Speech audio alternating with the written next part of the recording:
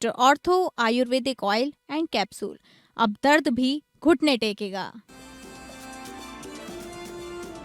संसद के मानसून सत्र में आज भी हंगामे के आसार। आज पेश नहीं होगा भारत में विदेशी चंदे और एनजीओ से संबंधित एफसीआरए संशोधन बिल।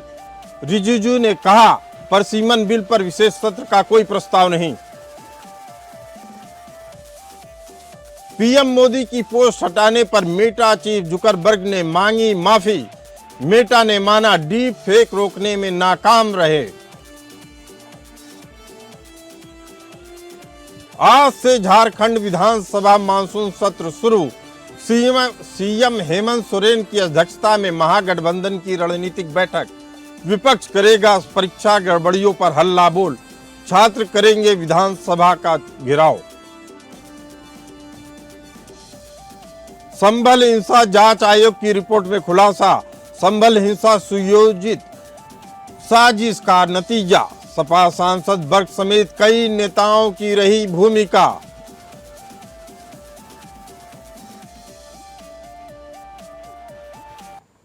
नमस्कार, मैं हूं डॉक्टर प्रसून। खबरों का सिलसिला बड़ी खबर से। आज भी संसद सत्र में जोरदार हंगामे के आसार हैं। संसद में भारी हंगामा होने के आसार हैं। लोकसभा की रिवाइज बिजनेस लिस्ट में एफसीआरए कानून शामिल नहीं है। सत्ता पक्ष और विपक्ष में सियासी तकरार जारी। आज पेश नहीं होगा एफसीआरए संशोधन बिल। लोकसभा की रिवाइज बिजनेस लिस्ट में एफसीआरए संशोधन बिल शामिल नहीं है। सरकार के सूत्रों का कहना है कि विपक्ष के साथ संसद चलाने में गतिरोध तोड़ने में अभी तक सफलता नहीं मिली है। संसदीय कार्य मंत्री किरण रिजिजू ने कहा कि महिला आरक्षण और परसिमन विधेयकों को लेकर 16 से 18 अगस्त के बीच संसद का विशेष सत्र बुलाने का कोई प्रस्ताव नहीं है। संसद में आज भी हंगामा हो सकता है। बीजेपी ने विपक्ष पर आरोप लगाया कि वे मौजूदा मानसून सत्र के दौरान बार बार संसद की कार्रवाई में बाधा डाल रहे हैं और सदन को काम करने नहीं दे रहे हैं। ऐसे में संसद के दोनों सदनों में आज भी गतिरोध जारी रहने के आसार है। विपक्ष और सरकार के बीच कोई सहमति नहीं बन पाने के कारण लोकसभा और राज्यसभा में आज भी हंगामा हो सकता है। इससे पहले दोनों सदनों की कार्रवाई दिन भर के लिए स्थगित कर दी गई। सदन में विपक्ष लगातार विरोध प्रदर्शन के कारण लोकसभा की कार्यवाही स्थगित करनी पड़ी। संसदीय कार्य मंत्री किरण रिजिजू ने विपक्षी सांसदों से सदन को चलाने देने का आग्रह किया और साथ ही राम मंदिर चंदे में कथित घोटाले के मुद्दे पर राजनीतिकरण करने के लिए कांग्रेस, समाजवादी पार्टी और सीपीआई पार्टी की आलोचना की।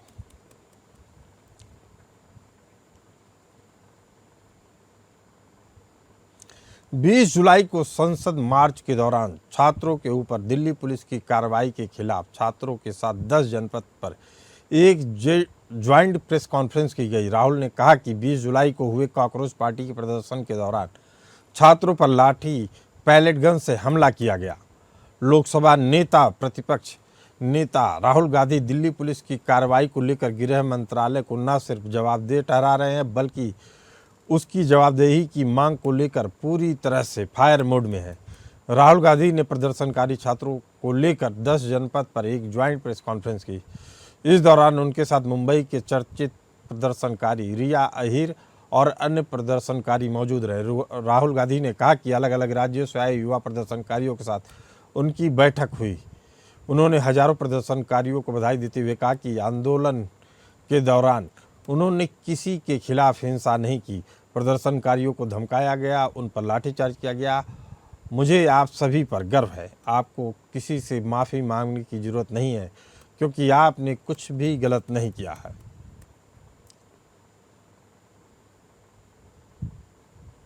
जो हमारे यंग प्रोटेस्टर्स हैं अलग अलग स्टेट से, उनसे मेरी अभी मीटिंग हुई थी, डिस्कशन हुआ था,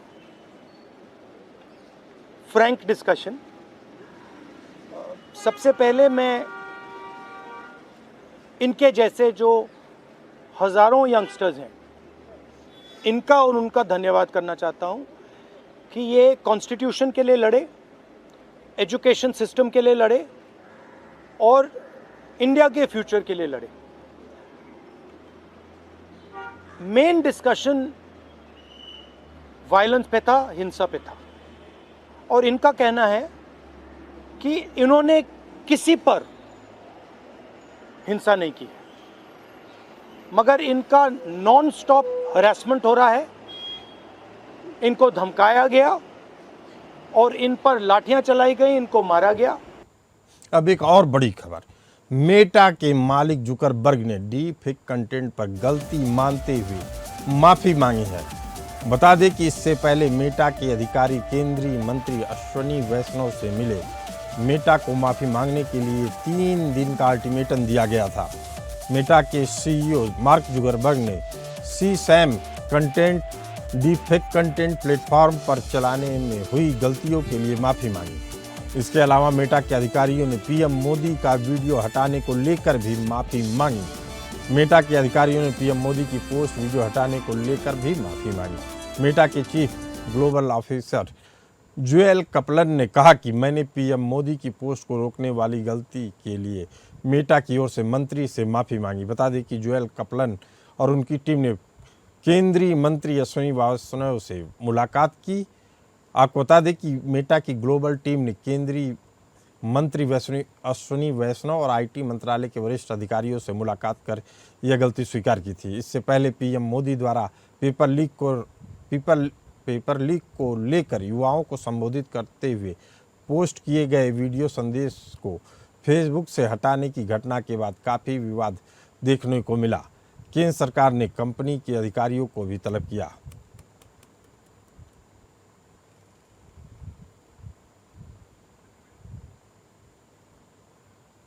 अब अगली खबर उत्तर प्रदेश के संभल से। उत्तर प्रदेश विधानसभा में साल 2024 में संभल में जामा मस्जिद सर्वे के दौरान हुई हिंसा पर गठित न्यायिक जांच आयोग की रिपोर्ट सदन के पटल पर रख दी गई। रिपोर्ट में 24 नवंबर 2024 को हुई हिंसा को पूर्व नियोजित साजिश करार दिया गया। आयोग का कहना है कि सर्वे को लेकर मुस्लिम समुदाय के बीच गलत और अफवाह फैलाई गई, जिसके बाद बड़ी संख्या में लोग मस्जिद के बाहर इकट्ठे हो गए और हिंसा भड़क गई। रिपोर्ट में कहा गया कि समाजवादी पार्टी के सांसद जियाउर रहमान बर्क, विधायक इकबाल मसूद के बेटे सुहेल इकबाल समेत कई लोगों की भूमिका भी रही। संभल हिंसा की जांच के लिए इलाहाबाद हाईकोर्ट के पूर्व न्यायाधीश देवेंद्र कुमार अरोड़ा की अध्यक्षता में 3 सदस्यीय न्यायिक आयोग का गठन किया गया था। आयोग में पूर्व आईएएस अधिकारी अमित मोहन प्रसाद और पूर्व डीजीपी AK जैन सदस्य रहे। आयोग ने पूरे मामले की विस्तृत जांच के बाद अपनी रिपोर्ट राज्य सरकार को सौंपी। इस रिपोर्ट को बुधवार को उत्तर प्रदेश विधानसभा में सदन के पटल पर रखा गया। आयोग ने अपनी रिपोर्ट में कहा कि हिंसा से पहले भीड़ जुटाने और माहौल तैयार करने की कोशिश की गई। रिपोर्ट में के अनुसार सर्वे की कार्रवाई को रोकने के उद्देश्य से बड़ी संख्या में लोगों को मौके पर भी बुलाया गया और उनको भड़काया गया। जांच में यह भी कहा गया कि लोगों को भड़काने का प्रयास किया गया, जिससे हालात और गंभीर हो गए। रिपोर्ट में जामा मस्जिद सर्वे को लेकर लोगों को भड़काने के षड्यंत्र का भी उल्लेख किया गया। आयोग के अनुसार भड़काऊ भाषण और नारेबाजी ने भी माहौल को हिंसक बनाने में अहम भूमिका निभाई। रिपोर्ट में कहा गया कि इन गतिविधियों के कारण भीड़ का आक्रोश बढ़ा और हालात नियंत्रण से बाहर हो गए। इसी मुद्दे पर चर्चा करने के लिए हमारे साथ मौजूद हैं आनंद सिंह जी, लखनऊ से विशेष संवाददाता। आनंद जी, पूरे मामले पे और क्या अपडेट है आपके पास जी?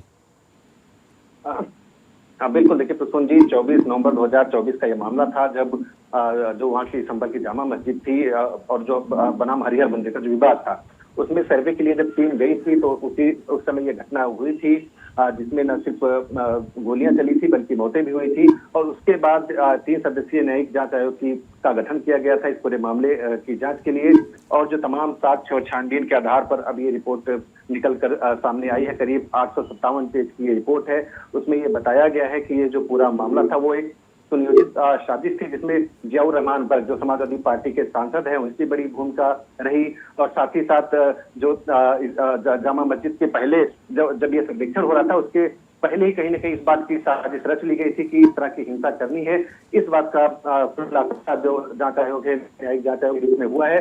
वीडियो के माध्यम से पहले तमाम जो वहां के लोग थे उनके अंदर भ्रम फैलाया गया। उसके बाद पथराव गोलाबारी की ये घटना हुई थी। 24 नवंबर 2024 का ये मामला था। आनंद तो जी, मिलाकर देखा जाए, आनंद जी, इस रिपोर्ट को जी पेश करने के बाद अब राज्य सरकार, योगी सरकार क्या कार्रवाई कर सकती है?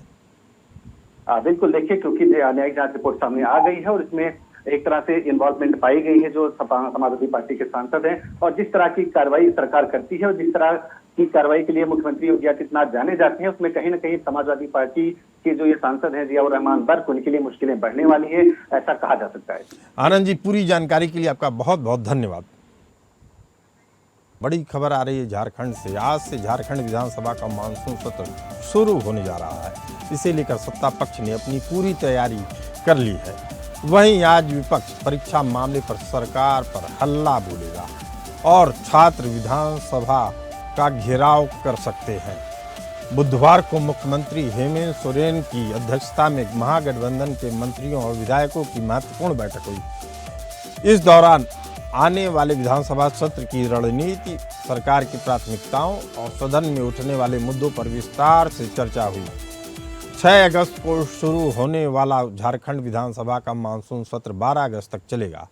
बीच में 8 और 9 अगस्त को शनिवार और रविवार शुरू होने की वजह से अवकाश रहेगा, यानी पूरे सत्र में कुल 5 कार्य दिवस होंगे।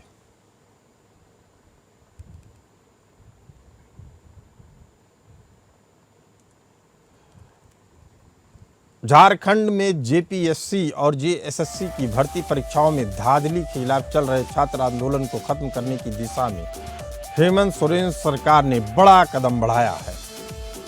आंदोलन के 13वें दिन यानी कि आज सरकार और छात्रों के बीच बातचीत हो सकती है। इसे लेकर सीएम हेमंत सोरेन ने 4 मंत्रियों की एक विशेष कमेटी बनाई है। इस कमेटी में उच्च शिक्षा मंत्री सुदीप कुमार सोनू, ग्रामीण विकास मंत्री दीपिका पांडे सिंह, कल्याण मंत्री चामरा लिंडा और उद्योग मंत्री संजय प्रसाद यादव को शामिल किया गया है। इससे पहले मुख्यमंत्री की वार्ता का संदेश लेकर सदर एसडीओ और एडीएम जयपाल सिंह स्टेडियम पहुंचे। उन्होंने बताया कि सीएम छात्रों के प्रतिनिधिमंडल से वार्ता करने को तैयार है, लेकिन छात्रों ने बंद कमरे में बातचीत से इनकार कर दिया। उनका कहना है कि बातचीत सार्वजनिक मंच पर होगी। छात्रों ने जयपाल सिंह मुंडा स्टेडियम से अल्बर्ट एक्का चौक तक तिरंगा यात्रा निकाली। नेता प्रतिपक्ष बाबूलाल मरांडी के नेतृत्व में बीजेपी के विधायकों ने बुधवार को जयपाल सिंह मुंडा स्टेडियम जाकर आंदोलनकारी छात्रों से मुलाकात की। इस दौरान बाबूलाल मरांडी ने छात्रों की मांगों का समर्थन करते हुए जेपीएससी और जेएसएससी की सभी विवादित परीक्षाओं को रद्द करने और प्रशासनिक अधिकारियों पर कड़े कदम उठाकर पूरे मामले की जांच सीबीआई को सौंपने की मांग की।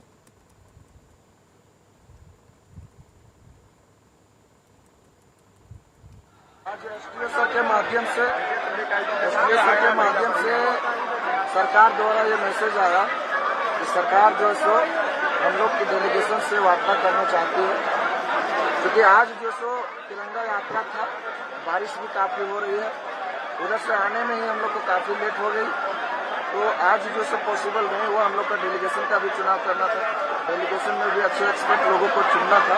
इस कारण अभी हमने एसडीओ सर से वार्ता किया कि आज सर पॉसिबल नहीं है, कल 10 बजे तक हम लोग इसमें जो भी कुछ होगा, जिसका भी चुनाव होगा, सारा कुछ फाइनलाइजेशन करके आपको इन्फॉर्म कर दिया जाएगा। देखिए, छात्र आंदोलन और छात्र हित में सरकार निरंतर काम कर रही है। जो भी दोषीवार हैं उस पर अनुसंधान के क्रम में आवश्यक कार्रवाई किया जा रहा है और छात्र हित में जो बेहतर होगा वो सरकार निर्णय लेगी। बड़ी खबर आ रही है उत्तराखंड से, जहां उत्तराखंड के 4 जिलों में तेज बारिश के कारण जगह जगह लैंडस्लाइड हुआ है। रुद्रप्रयाग के तिलवाड़ा में उफनाए गदेरे से केदारनाथ हाईवे पर मलबा आ गया, जिससे 10 से ज़्यादा गाड़ियां कीचड़ में फंस गईं। अलकनंदा नदी का जल स्तर खतरे के निशान को पार कर गया है, जिसके बाद प्रशासन लाउडस्पीकर के जरिए लोगों से तुरंत नदी तटों से दूर सुरक्षित स्थानों पर जाने की अपील कर रहा है। उत्तरकाशी में लगातार बारिश के कारण गंगोत्री राष्ट्रीय राजमार्ग धरासू और नाली पानी के पास बाधित हो गया है। वहीं यमुनोत्री राष्ट्रीय राजमार्ग भी सिलाई बैंड और दुर्बिल के पास लगातार मलबा और पत्थर गिरने से यातायात के लिए पूरी तरह से बंद है। बद्रीनाथ राष्ट्रीय राजमार्ग हेलंग और आमसौड़ के पास लैंडस्लाइड के कारण बंद हो गया है। यहाँ 200 से ज़्यादा यात्रियों को रोक दिया गया है। इसके अलावा नारायण बगड़ करपड़याग मोटर मार्ग भी 2-3 स्थानों पर मलबा और बोल्डर आने से पूरी तरह बाधित हो गया है। इस सभी मार्गों पर यातायात ठप है। उत्तराखंड में लगातार हो रही बारिश से जनजीवन प्रभावित है। कई जिलों में भारी बारिश के चलते भूस्खलन और सड़कें बंद होने की घटनाएं भी सामने आ रही हैं। चमोली में निजमुला मोटर मार्ग पर काली चट्टान से लगातार मलबा और पत्थर गिर रहे हैं, जिससे आवाजाही में भारी जोखिम बना हुआ है। इसी मुद्दे पर चर्चा करने के लिए हमारे साथ उत्तराखंड से के ब्यूरो चीफ विष्णु तिवारी जी मौजूद हैं। विष्णु तिवारी जी,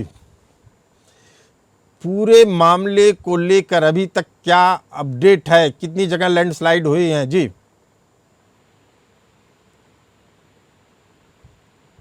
विष्णु तिवारी जी, आपको आवाज आ रही है हमारी?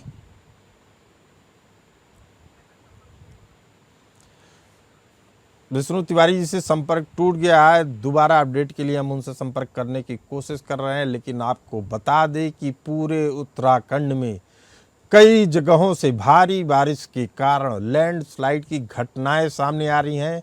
नदी के किनारे लोगों को अलर्ट किया गया है कि नदी के तटों से आप लोग दूर रहें। भारी बारिश के कारण सड़कें भी पूरी तरीके से पानी से भरी हुई दिखाई दे रही हैं। पुल के नीचे के हिस्से काफ़ी जल भराव के कारण खतरनाक बन गए हैं। सरकार लगातार अपील कर रही है कि यदि जरूरी हो तभी आप घर से बाहर निकलें। जल भराव वाले इलाके को अवॉइड कर सकते हैं तो कर दें।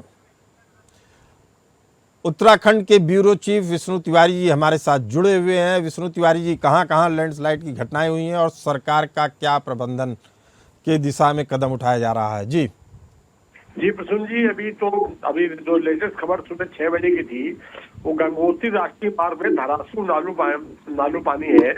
उसके बाद मार्ग अवरुद्ध हुआ है। और दूसरा यमुनोत्री के राजमार्ग पर सिलाई बैंड जगह है और वहां पर भी और दुर्बिल पे पत्थर और मलबा गिरने के खबर है वहां पर।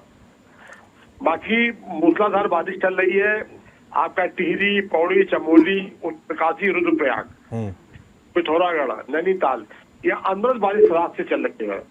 विष्णु तिवारी जी, आप सुबह से ही इस पूरे जल जमाव पे नजर बना के रखे हुए हैं, भूस्खलन की घटनाओं पे नजर बना के रखे हुए हैं। क्या सरकार से भी राहत के लिए कोई विशेष प्रयास किए जा रहे हैं? जी बिल्कुल, राहत के लिए एसडीआरएफ, एनडीआरएफ लगा हुआ है और साथ उनके साथ बीआरओ जो है लगता है सीमा सुरक्षा वो भी लगे हुए हैं और कोशिश करी जा रही है। लोगों को चेतावनी भी दी गई है कि लोग वहां से हट जाएं और मार्ग जो अवरुद्ध हो रहे हैं उसको जेबीसी मशीन लगा के किसी तरह से उसको मार्ग को एक साइड से खोला जा रहा है। चलिए, इस पूरी जानकारी के लिए आपका बहुत बहुत धन्यवाद। जी धन्यवाद।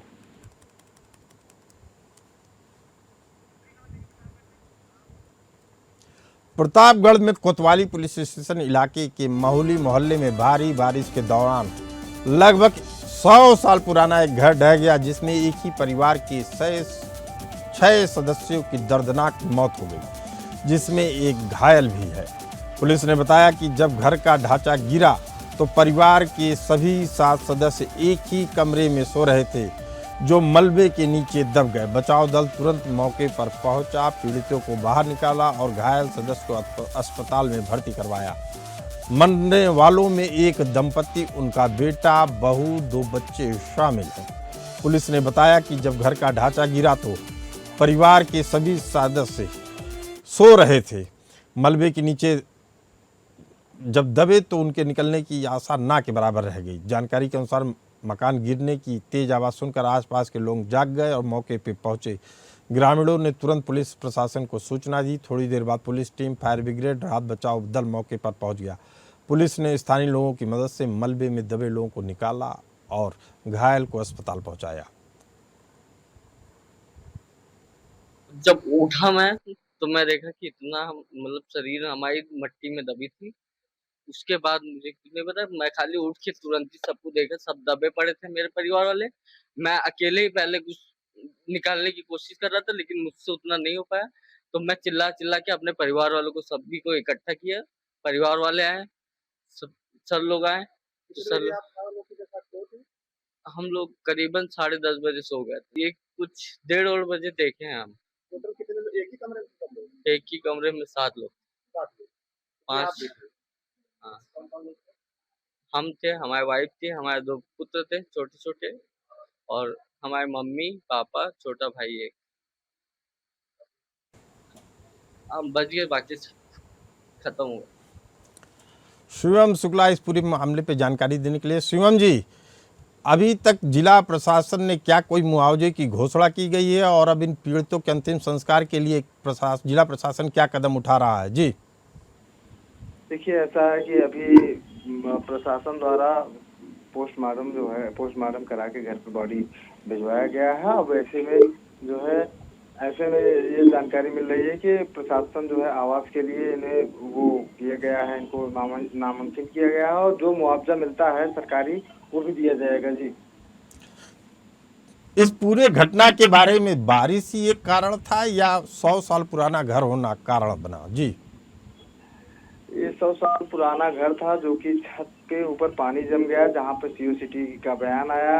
उन्होंने बताया कि 100 साल पे जो है 100 साल पुराना घर था, और पानी जमने की वजह से 2 तल्ला जो है फर्स्ट फ्लोर पे गिरा, जिससे वो फर्स्ट फ्लोर भी नीचे दब गया, जिसमें से टोटल 7 लोग थे और 1 लोग घायल है, बाकी 6 लोगों की। शिवम जी, आप इस पूरी घटना पे निगाह बना के रखिएगा, समय समय पे हम अपडेट लेते रहेंगे। मुआवजे के बारे में क्या हो रहा है इस पे भी अपडेट दीजिएगा। आपका बहुत बहुत धन्यवाद खबर के लिए। ईरान ने गल्फ देशों की चेतावनी दी है कि अगर अमेरिका ने उसके ऊर्जा ढांचे पर फिर हमला किया तो पूरे इलाके में तेल ठिकानों, रिफाइनरियों, बिजली ग्रिड और दूसरे अहम इंफ्रास्ट्रक्चर को निशाना बनाया जाएगा। ईरान की इस धमकी के बाद गल्फ कंट्रीज में एक तरीके का हड़कंप मच गया है। रॉयटर्स की रिपोर्ट के मुताबिक ईरानी विदेश मंत्री अब्बास अराघची ने सऊदी अरब, कतर, तुर्की, पाकिस्तान के शीर्ष नेताओं से बात कर अमेरिका पर दबाव बनाने की अपील की ताकि नया हमला टाला जा सके। ईरान का कहना है कि वह अभी भी कूटनीतिक समाधान चाहता है, लेकिन अगर हमला हुआ तो जवाब पहले से ज़्यादा बड़ा और सख्त होगा। उधर अमेरिकी राष्ट्रपति डोनाल्ड ट्रंप ने दावा किया कि ईरान के साथ बातचीत में अच्छी प्रगति हुई है और अगले 48 घंटे में समझौते की स्थिति साफ हो जाएगी। ट्रंप ने दावा किया कि ईरान खुद अमेरिका से बातचीत करना चाहता है। उन्होंने कहा कि दोनों देशों के बीच वार्ता में अच्छी प्रगति हुई है, समझौता जल्द हो सकता है, जबकि ईरान का कहना है कि अमेरिका के साथ कोई वार्ता नहीं हो रही है और डोनाल्ड ट्रंप पर लगातार झूठ बोलकर दबाव बनाने का आरोप भी लगाया।